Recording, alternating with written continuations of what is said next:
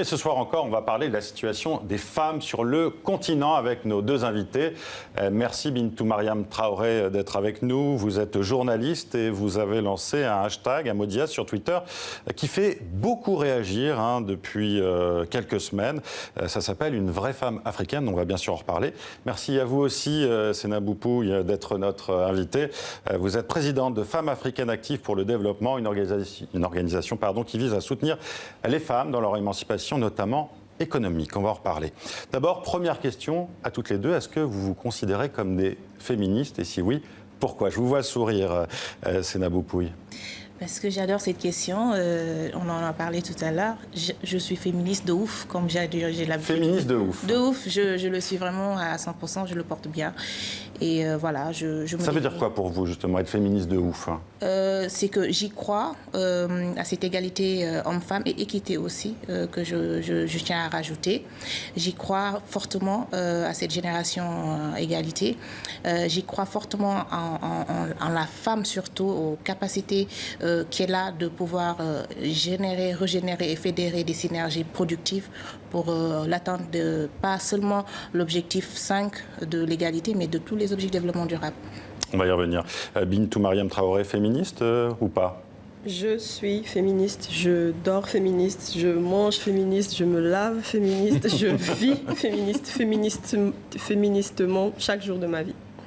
Ça veut dire quoi, donc, de vivre féministement tous les jours de sa vie? Ça veut dire que pour moi, c'est comme si j'étais venue sur la Terre pour quelque chose, parce que je pense que chacun ou chacune a un but, une mission.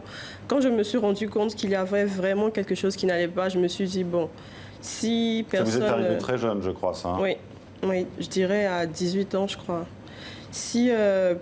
on n'a personne qui veut faire quelque chose, surtout dans mon pays, en Côte d'Ivoire. J'ai commencé à me renseigner, donc je me suis dit, ah ouais, c'est ça le féminisme, j'adhère à fond. Et donc, vous avez adhéré à fond et vous avez lancé donc, ce mot dièse avec un succès qui vous a peut-être même dépassé ces dernières semaines. C'était fin février, donc, je vous le disais, Une vraie femme africaine. De quoi s'agit-il précisément ?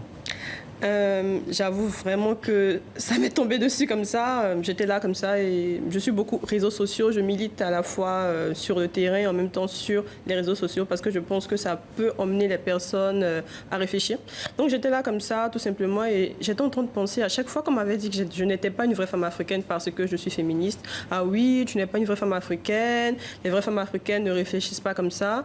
Et j'étais tombée aussi sur une émission, je crois, d'une femme qui était en train d'en fustiger une autre. Une émission de débat. Hein. Oui, une émission de débat parce qu'elle avait accouché par péridurale et par césarienne. La femme disait comme quoi, oui, en Afrique ici, on ne fait pas ça. Les vraies femmes, pour prouver, sont des femmes qui accouchent par voie normale. Même si tu veux mourir, même si tu te sens hyper mal, prouve ton africanité en accouchant comme ça. Et aussi, vous avez lancé votre premier message, justement. Et je crois que je suis allée sur Facebook et j'ai écrit comme ça. Femme noire, tu enfanteras dans la douleur pour prouver que tu es une vraie femme africaine. Je l'ai posté, je suis allée me coucher et le lendemain, c'était la folie sur les réseaux sociaux. Et voilà, on va citer quelques exemples, notamment une vraie femme africaine ne fuit jamais quand son mari la frappe, elle doit rester là par soumission. Une vraie femme africaine ne dit pas qu'elle a été violée, mais qu'elle a excité un pauvre homme qui a cédé à son charme. Beaucoup de gens sont allés justement sur Twitter ou sur Facebook ou sur les réseaux sociaux avec ce mot dièse, justement, des messages pleins d'ironie, grinçants, mais qui décrivent aussi des inégalités, qui dénoncent des injustices. Vous-même, Seynabou Pouye, vous avez, j'ai vu sur Instagram, écrit ceci: une vraie femme africaine doit sacrifier ses rêves pour ceux de son mari en restant près de lui pour le soutenir. Ne dit-on pas derrière chaque grand homme une femme? Moi je dis plutôt à côté de chaque grand homme une grande dame. Donc vous adhérez complètement? Complètement. Je lui disais que j'ai adhéré à ce challenge, plutôt qui a un côté ironique, mais très vrai, de la réalité que vivent les femmes. Et on a l'habitude de nos jours de nous identifier femmes africaines, femmes déjà, mais femmes africaines, parce que peut-être il y a une certaine particularité par rapport à cela. Mais j'adhère complètement à ce challenge parce que, voilà, une vraie femme africaine n'est pas forcément celle qui doit subir à chaque fois. Voilà. Est-ce que c'est une version africaine de MeToo ou Balance ton porc? Est-ce que vous l'avez ressenti comme ça, vous, par exemple? Bon, c'est pas Balance ton porc, c'est un peu crash quand même, je trouve. Mais moi, ma vision du féminisme, surtout de cette notion d'africanité que je prône, que je porte et que j'en suis fière même, c'est que tout tourne autour de l'autonomisation de la femme. C'est-à-dire aujourd'hui, les femmes ont besoin d'être autonomes, les femmes ont besoin d'aller de l'avant, les femmes ont besoin d'avoir des activités, pas forcément des activités ludiques comme avant où on se retrouvait en Afrique, si je prends l'exemple du Sénégal, où on se retrouvait vers 17h autour d'un plat, où voilà, discuter, faire des jeux, etc. Après, tout le monde se sépare. Les femmes ont besoin de porter des activités qui vont générer des revenus et qui vont impacter dans leur environnement. Et c'est exactement ce que dit Fatou Sow, la sociologue et féministe, que nous recevions hier soir sur ce même plateau. Avant tout, pour avoir cette indépendance, cette liberté, les femmes doivent d'abord avoir une autonomie financière. C'est ce que vous faites justement, vous, avec Femmes africaines actives pour le développement? Bien sûr. Alors, Femmes africaines actives pour le développement est une association de femmes, de jeunes femmes, de femmes âgées, et d'hommes aussi, parce qu'on a l'habitude de dire femmes, mais derrière aussi, il y a cette minorité homme que j'ai souvent l'habitude d'appeler des E4She de FADEV, qui prône tout ce qui est autonomisation de la femme, mais à travers des projets de renforcement de capacité, de leadership. Et c'est axé aux femmes qui sont dans le milieu rural. Donc aux femmes en général, tout ce qui est militation des droits des femmes, droits de l'homme aussi, mais axé dans le monde rural. Pourquoi?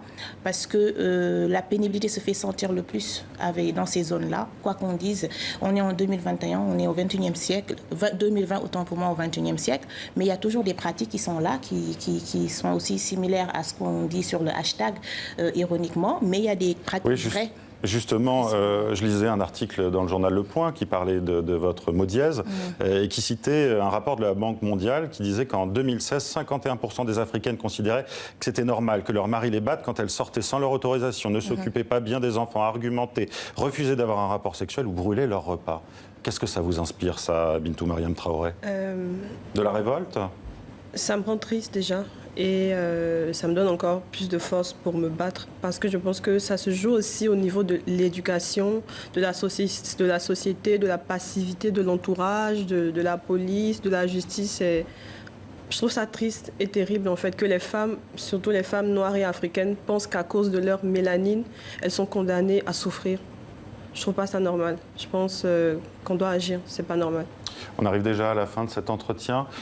Comment faire pour que les droits des femmes soient plus importants sur le continent? Quelles seraient vos solutions à toutes les deux, de manière assez rapide, s'il vous plaît? Moi, je pense qu'aujourd'hui, si déjà toutes les femmes se supportaient, on n'aurait pas à se soutenir entre elles, solidarité féminine. Si vraiment on prône cette solidarité féminine, on y croit et on l'applique, il y aura beaucoup d'enjambées qui seront faites. Merci. Ça, c'est vraiment quelque chose qui n'est pas du tout négociable. Et vous, Bintou Mariam Traoré, en 2 mots? Je pense qu'il faut de l'éducation, il faut de la sororité et il faut de la répression.